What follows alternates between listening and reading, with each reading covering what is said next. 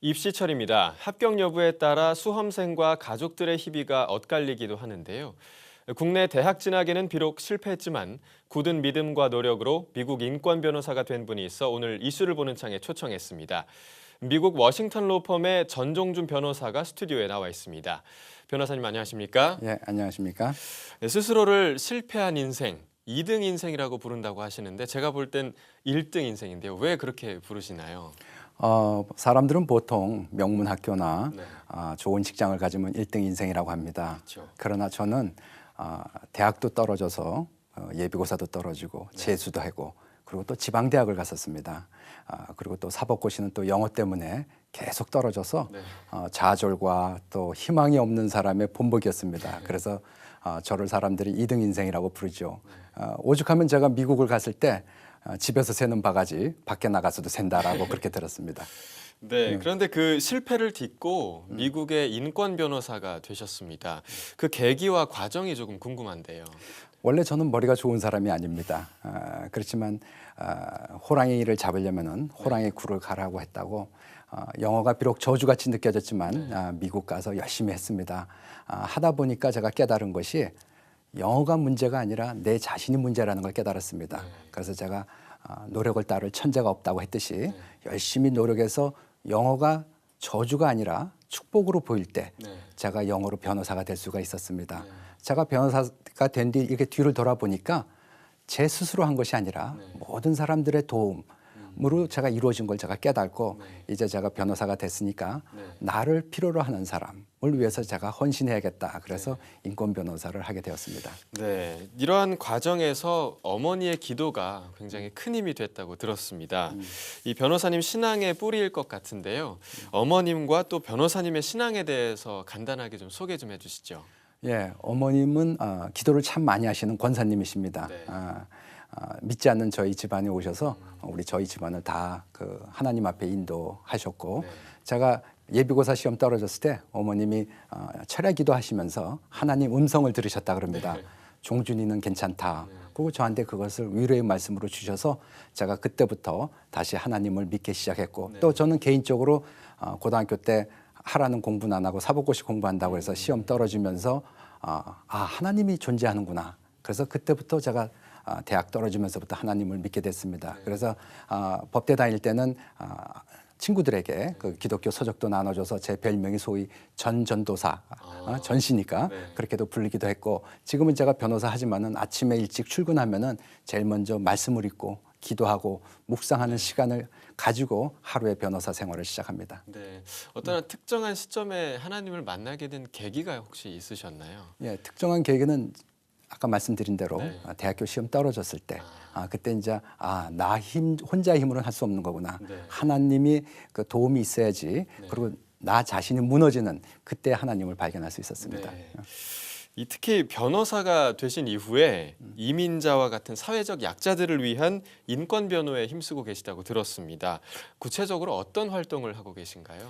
미국은 아시다시피 이민의 나라입니다. 그래서 우리 소수민족으로서의 그 부당하게 대우받는 것이 많은데 그런 문제에 대해서 제가 좀 많이 해결을 하려고 노력하고 있습니다. 가장 첫 번째 케이스가 그 미 대사관의 그 부당한 비자 거절 지금 무슨 영주권 신청을 했으면은 방문 비자가 안 나오고 그런 것이 한 30-40년 관행이 있었습니다. 그거에 대해서 콜린 파워를 소송했었던 그런 전적이 있었고 그다음에 그 혼혈인 법안을 제가 미 국회에 처음으로 제출했는데 송기론 목사님과 함께 서울에서 혼혈인 운동을 맨 처음 시작했고 그래서 이제 그것이 여의치 않으니까 미국에서 혼혈인에게 자동 시민권 을 주자. 왜냐하면 그 아버지가 미국 사람이었으니까. 그래서 혼혈인 법안을 제안했는데 아직까지도 미 국회에서 아직 통과돼 있지 않고 그다음에 미국의 그 북한 인권법에 의해서 최초로 태국에서 6명의 탈북자 분들이 미국에 오셨습니다.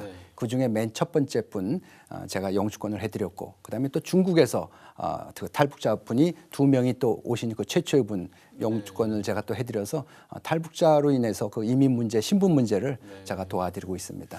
혹시 지금까지 좀 변호하신 것 중에 가장 기억에 남는 그런 변호가 있다면 어떤 게 좀 있을까요? 변호라기보다는 그 이렇게 상담을 하다가 보면은 손님이 돈이 없으시는 분들이 있으세요. 그러면은 한 분은 지갑에서 그 네잎 클로바 그거를 변호사 비용으로 이렇게 주시는 거예요. 그래서 제가 그거를 변호사 비용 대신으로 받고 참 이건 돈보다 더 가치 있는 그렇죠. 것이다 해서 제가 그분을 대변한 적이 있는데 그분이 이제 가장 인상에 남습니다.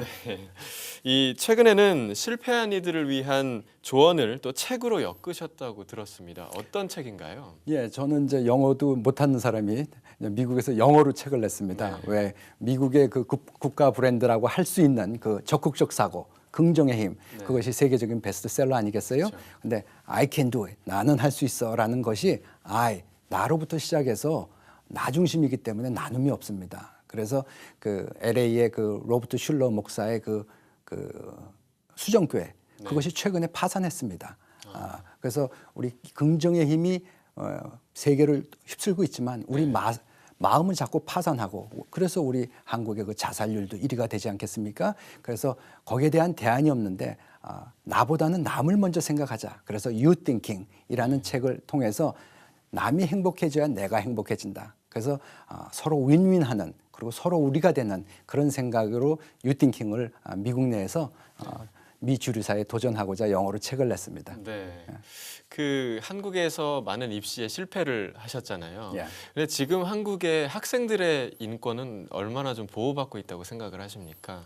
어떤 의미에서요? 네, 학생들 뭐 학생 인권법 이런 예. 것들이 많이 좀 이렇게 발의가 되고 또 그런 것들에 대해서 좀 어떻게 생각을 하시는지요? 글쎄 저 한국법은 잘 모르겠는데 네. 미국에서는 그 학생들 인권법이라는 것이 그 뭐 미국에서는 폭행을 할 수가 없고 그 다음에 또 학생들은 또 선생을 또 존중하고 모든 것이 그 규율과 법에 의해서 지켜지기 때문에 어떻게 보면은 인치보다는 법치가 더 주류를 이루고 인권은 양쪽을 다 균형적으로 보호해주는 차원으로 되는 것이 가장 바람직하다고 생각합니다. 네.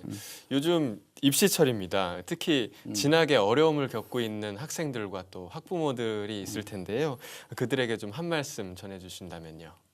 참 얼마나 고생이 되겠습니까? 위로하고 싶고요. 제가 예비고사 시험 떨어졌을 때 저희 어머님이 하신 말씀이 사람은 12번 된다. 어머님은 자식을 끝까지 믿으셨어요. 그러니까 우리 지문이 다 틀리잖아요. 각 사람마다 독특하기 때문에 그 사람의 달란트를 부모님이 꼭 믿어주셨으면 좋겠습니다. 그리고 우리 수험생들은 성공의 반대말은 실패가 아닙니다. 포기입니다. 그러니까 포기하지 않는 한 자신의 목표를 달성할 수 있습니다. 포기도 기회고 죄송합니다. 실패도 기회고 성공도 기회입니다. 그래서 실패란 없습니다. 왜냐하면 그것도 하나의 다 과정이기 때문에요. 그래서 여러분께서 열심히 하시면은 여러분의 목표를 달성하고요. 유명한 사람이 되기보다는 유익한 사람이 되길 바랍니다. 왜냐하면은 여러분 모두 다 하나님의 꿈이기 때문입니다. 미국에서 인권 변호사로 활동하시는 전종준 변호사와 말씀을 나눴는데요. 이 한국인으로서 미국의 이민자들을 위한 인권 변호사로 활동하시는 것도 자랑스럽지만 신앙으로 실패를 딛고 일궈낸 결과라는 점에서 더 큰 귀감이 되는 것 같습니다. 변호사님 오늘 말씀 감사드립니다. 감사합니다.